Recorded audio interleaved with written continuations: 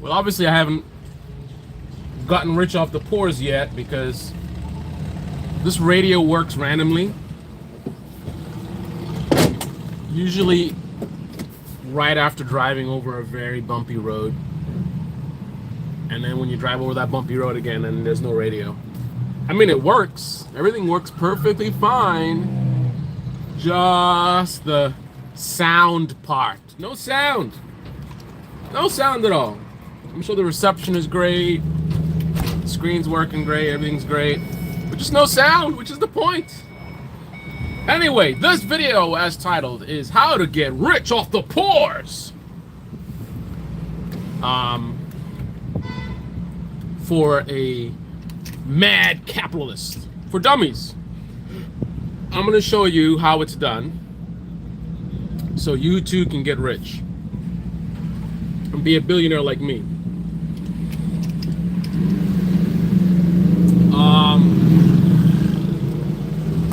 So, first of all, if you want to get rich off the poors, you got to find the poors, right? So you got to pick a community where a lot of people are poor and struggling, and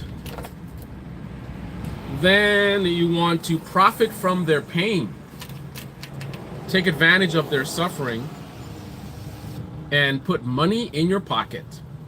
A lot of different ways to do this.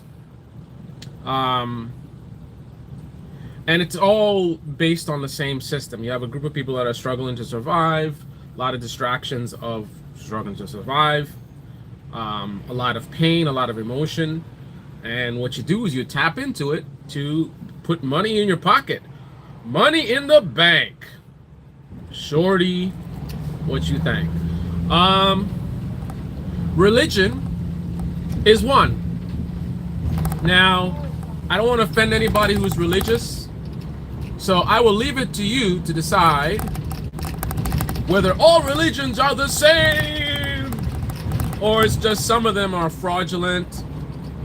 That's for you to decide. That's not, I'm not your, I'm just gonna leave that on you. I'll leave that on you. I'll respect your beliefs or whatever, but I will say for sure, religion is definitely an excellent tactic to extract wealth from the poor. And the reason why it's perfect is because, again, remember the vulnerability of the poor, which you're trying to exploit, which is their pain and suffering, want, right?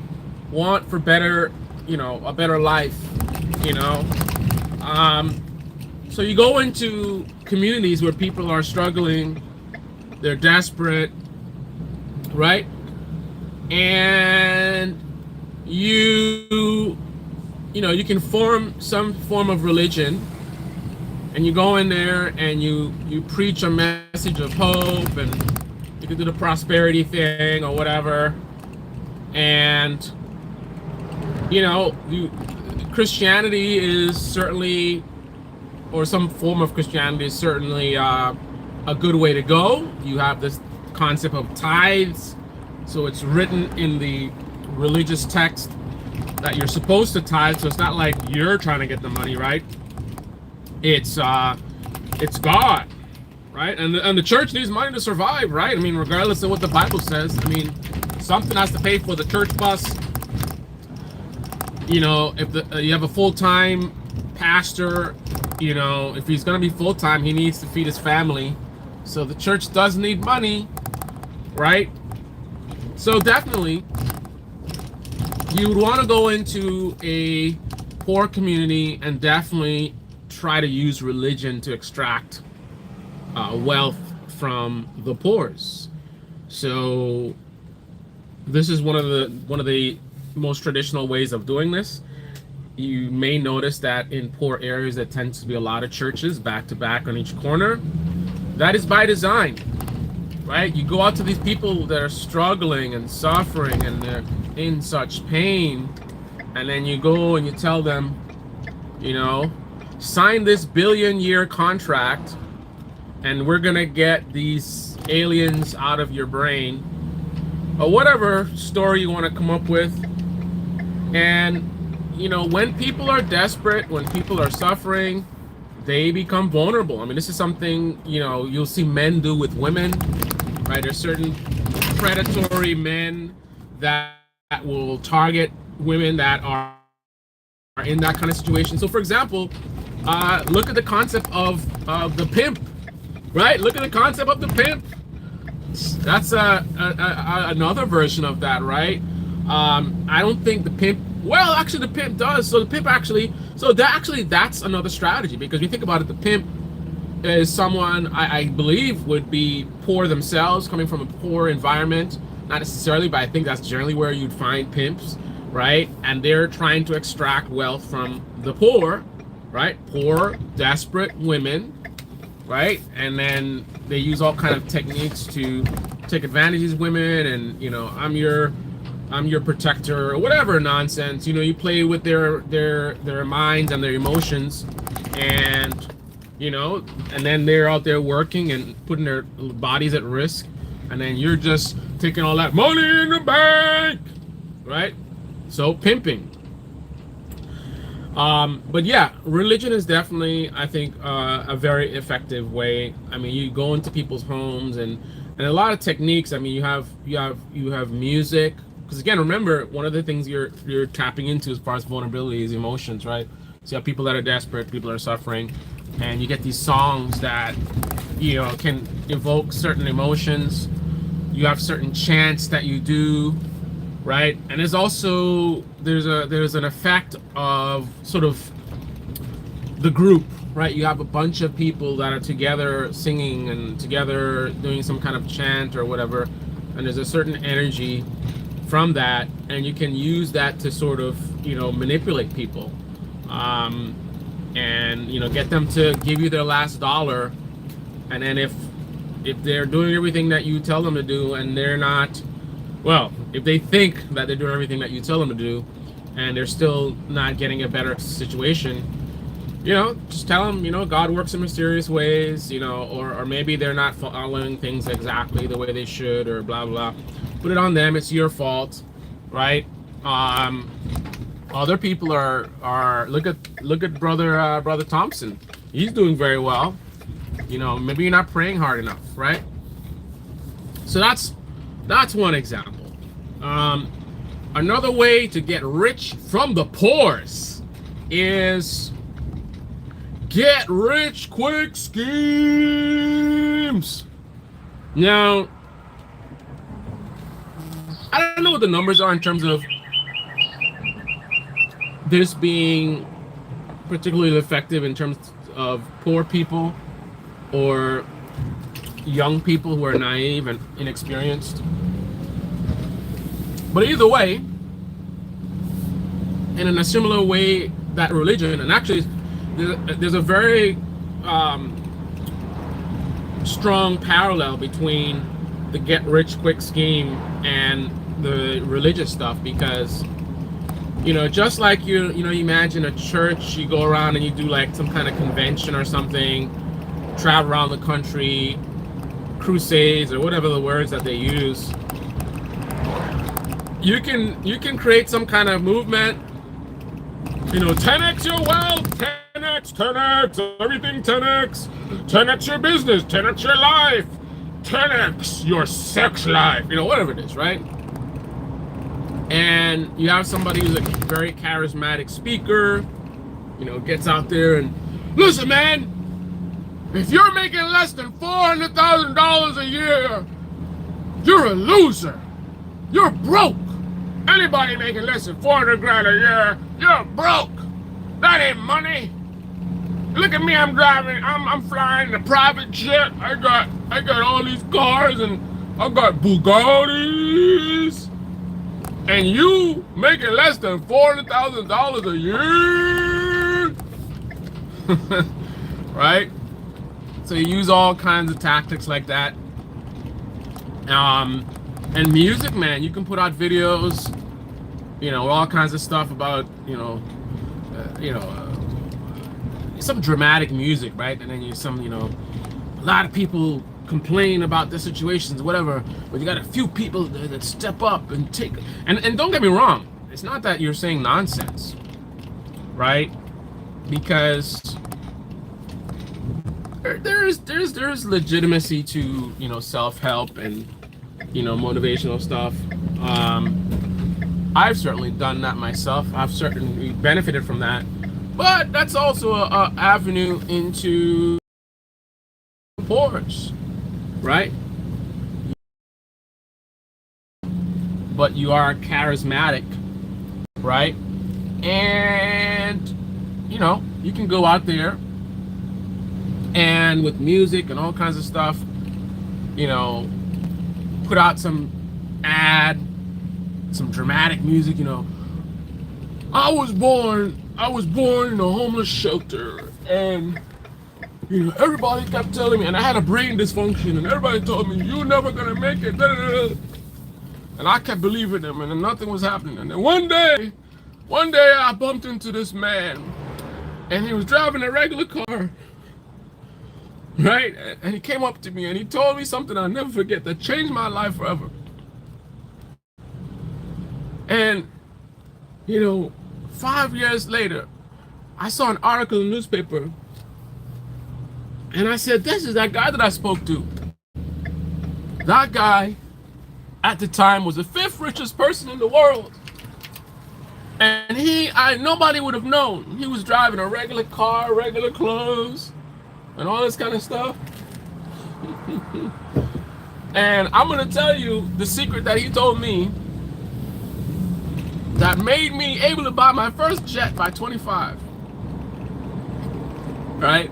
So you got people out there that are, you know, struggling, and they're relating to your story.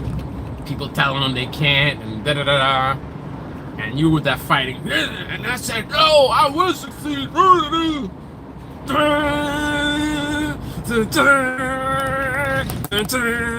I did it. And everybody that told me that I can't, I did it. I did it. And then you got people who will buy into that story that you made up, buy whatever crap you sell them, and then the stuff that you sell them is just regurgitated stuff. You know, you just look online.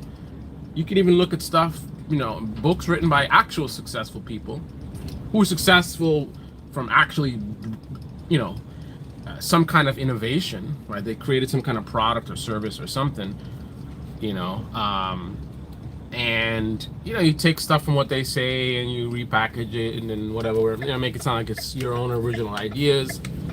Someone who has been on a normal path, therefore has not been exposed to this kind of stuff, it seems new to them, and you seem like some kind of a genius. And then if you rent a bunch of stuff to make yourself look like you already made it, so they're like, you know, this guy, wow, he was just like me, and look how he's living now, and then the stuff he's saying makes sense, and like, wow, nobody ever told me this stuff. And then you sign up for their program and whatever. And then just like with the religion, you know, you sign up and then you're still poor, more poor, because you spent all this money on this stuff. And then it's like, listen, man, you didn't do things exactly the way that you were told to do. You know, you didn't grind hard enough. Sound familiar? You didn't grind hard enough, man. There's people out there that follow the same program and they're doing good. What's your problem? That's on you. You know, why you're failing, that's on you, right? So it's a perfect scheme to make money from the pores.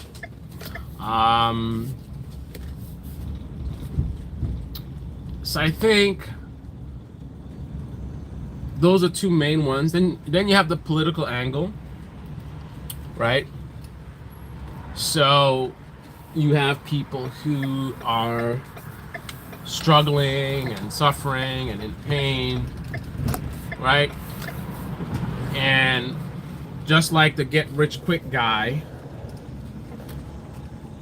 you come up with some kind of a story, right? Who's the bad guy? Who's the one to blame for all their issues, right?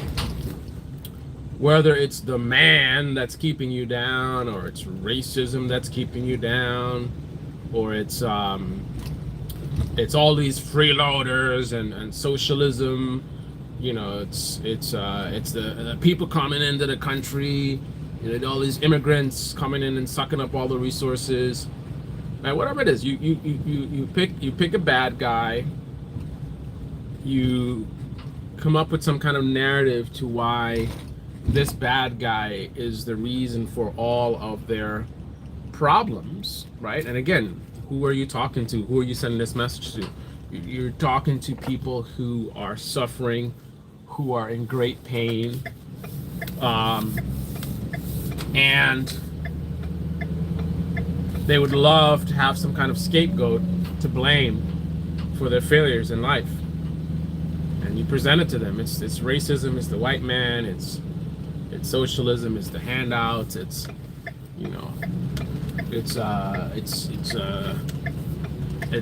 know, CRT, you know, it's whatever, right? It's just whatever, just come up with whatever bullshit you want to come up with, and just consistently keep telling them, you know, this is the reason why things are so tough. This is the reason why you're struggling, right? Again, how does this all work? You have people, again, very, very vulnerable, desperate for answers, desperate for a better life. It's easier, you know, as humans, I think sometimes we take the path of least resistance. It's easier for someone struggling to find someone to blame, right? It's much harder for you to identify the real problem, why things are the way they are,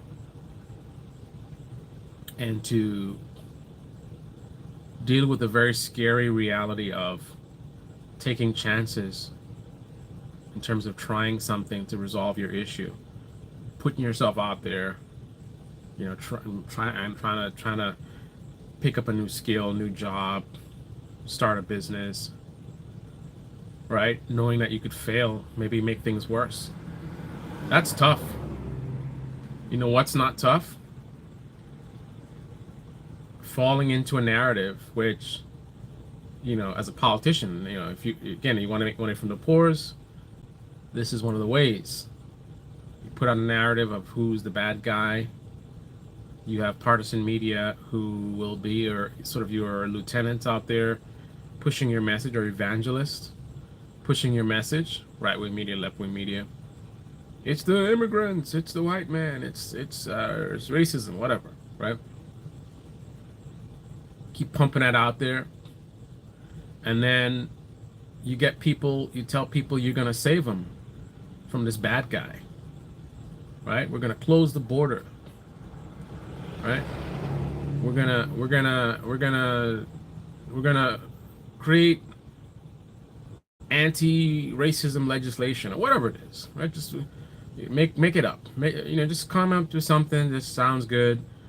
You don't have to put a lot of thought into it. Just have it sound like it's something, and then you keep talking about it as if it's a big deal, and you promise the voters that if they vote for you, this is what you're gonna do to put a stop to the bad guy, and then, you know, everything is gonna be great. All of a sudden, you're gonna, whatever you're suffering for it's just gonna wash away and melt away. If only they vote hard enough, right? Put you in power.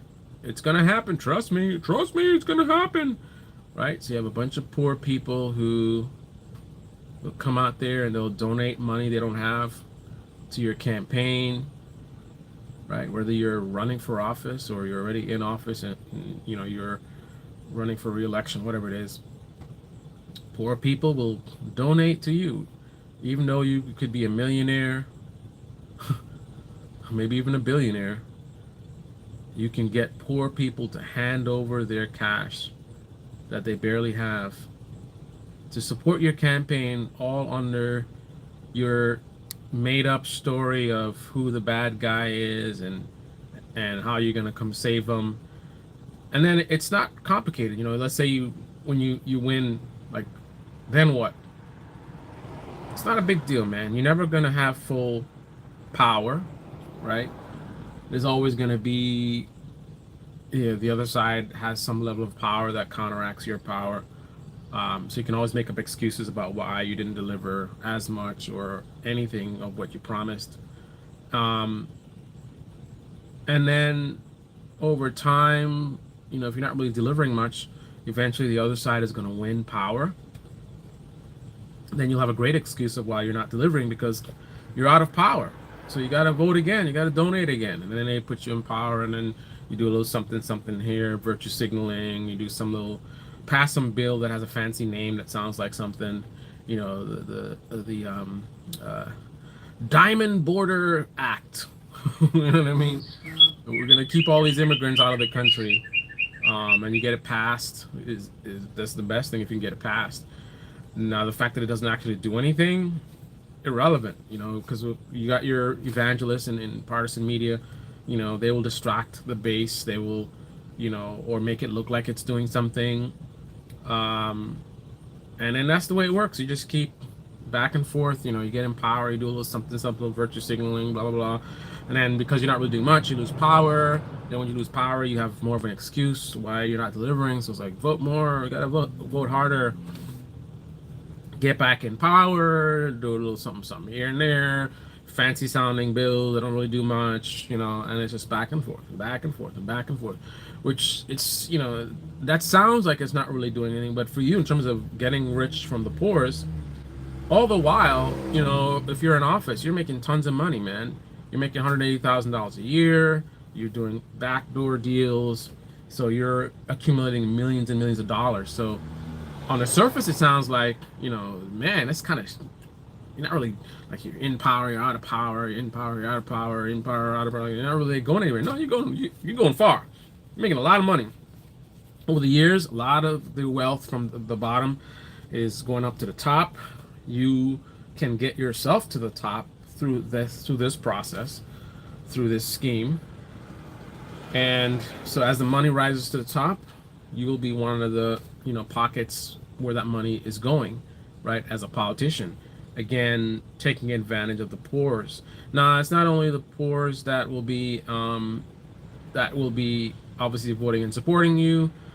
You can have, middle class and people of, good wealth supporting you as well for different reasons. I mean, obviously, the higher you get up in terms of wealth, you'll find people who are benefiting in a similar way that you are, right? Because while you're distracting the people who are supporting you with whatever stuff you came up with, we're gonna stop racism, we're gonna end socialism, you know what I mean? We're gonna sign an anti-socialism oath, right? While you're distracting people with nonsense, focusing their attention on other Americans rather than on the elites who are the ones who are causing a lot of damage. While you're doing that, you have the freedom to be able to do things to help out your class, right? You are now in the upper class, right? So you can do legislation that, allows for, more tax loopholes or whatever. So, you can pay less in taxes, and people with higher income can pay less in taxes. So they know what's up. They get it, right? They're with you. So the higher income, even though you're running on stuff that appeals to the poor, somebody who's more wealthy realizes this, and they realize that the things that are more important to them, which is their wealth, you're actually taking care of them. They see these bills that you're putting out there. So for example, you're very wealthy. You have you have this, accountant that does your taxes or whatever. And, when, you as a politician, you go and you make these changes which benefits the upper classes. You're the person that's doing your taxes as a wealthy person. Hire a really good tax, person. They would be aware of these things, and when they file for your taxes, they would be able to exploit these things to lower your tax burden, right? So you, as a wealthy person, will see that when these people are in power, you're seeing how much more your wealth is growing. So it's like a bunch of people are voting for the same people who have a certain message, but some of them are not really concerned with the message. They realize the behind the scenes stuff that's happening that's benefiting the upper classes, and they're like, okay, more of this, please. Meanwhile, the lower classes don't so much see that, and they're distracted by whatever nonsense, like rhetoric you're putting out there. So that's how you have people of different classes voting for the same people, even though the reasons they're doing it, it's different, right? Some are caught up in the rhetoric, and others the what's really happening, right? The real stuff that's actually happening, that's of significance. Um, so yeah, I think those are the main ways. Religion, I guess pimping was one we mentioned. Also, what did we talk about? So religion, pimping. Um, we said something else before we got into politics. I think I said I thought I said something else. Religion, pimping, politics. Oh, get rich quick. The get rich quick schemes. You know, fake it till you make it stuff. You know, you too can have a private jet. You know, sign up for my program. Um, so when people talk about the rich get richer and poor get poorer, this is part of the reason why, because there's obviously much more poor people than there are rich people. So if you can come up with some kind of scheme to extract wealth from the poor, there's a lot of people that you can extract wealth from. So even if you're not taking that much money, it adds up, right? If you get, 10 million people to give you $1, right? It's $10 million, right?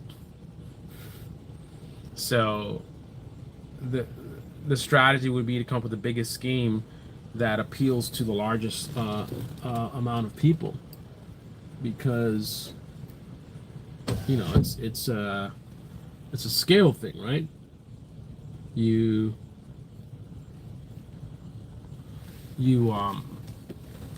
if you get a large amount of people, you don't need a lot of don't need to extract a lot of wealth per person, right?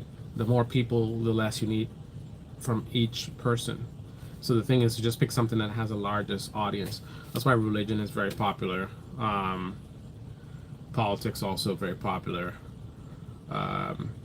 And they get rich quick scheme stuff too, because social media, right? You can advertise, so you can get millions of people to see your stuff. You can start an online movement. You get some of your suckers to, there's a different level of suckers, right? There's suckers at the bottom who are just giving, and then you have the suckers in the mid-level that are giving, but they're also getting as well, because they're part of the scheme in a way. So if a mid-level person who is like promoting your stuff, right? So if somebody who's just like buying into it, they really believe whatever you're selling, and they buy and they give you that money. But then you have people who will go out there and they're like your evangelists out there, like, yeah, man, I signed up for this program, I made so much money, you could do it too, man.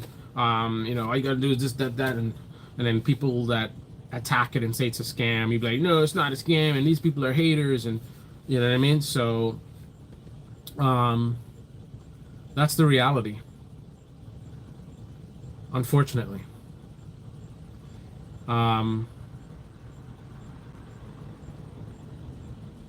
Sorry to say, that is capitalism run wild in the United States of America. Everywhere around you, there are schemes designed to extract wealth from the poor and, transfer that wealth all the way to the top, right? Whether it's the political angle, so you're independent media, right? Acting as the evangelist for the politicians. You're getting paid off of your views and whatever, also support from the politicians themselves. This is happening every day, all day. All the while, many people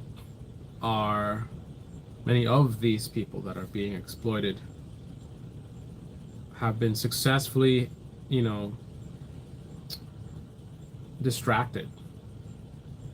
You know, because again, part of the schemes, right? Part of the schemes is, some of the schemes I mentioned is you create some kind of bad guy boogeyman. So rather than these people addressing the real problems, they're caught up in your scheme, which is, making them even more poor because of where they're sending you money. You're already rich and you have them sending you money because of the idea that somehow you're going to help them with whatever it is that's holding them back. Sad, but true. What is the answer? Better education.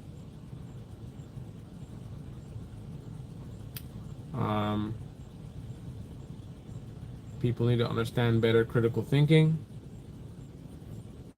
People need to understand media literacy, to not be so manipulated by media.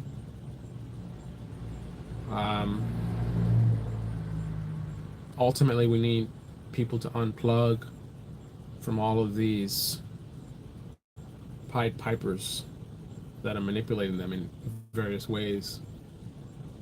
Exploitation, a big part of American culture in 2023. What are your thoughts?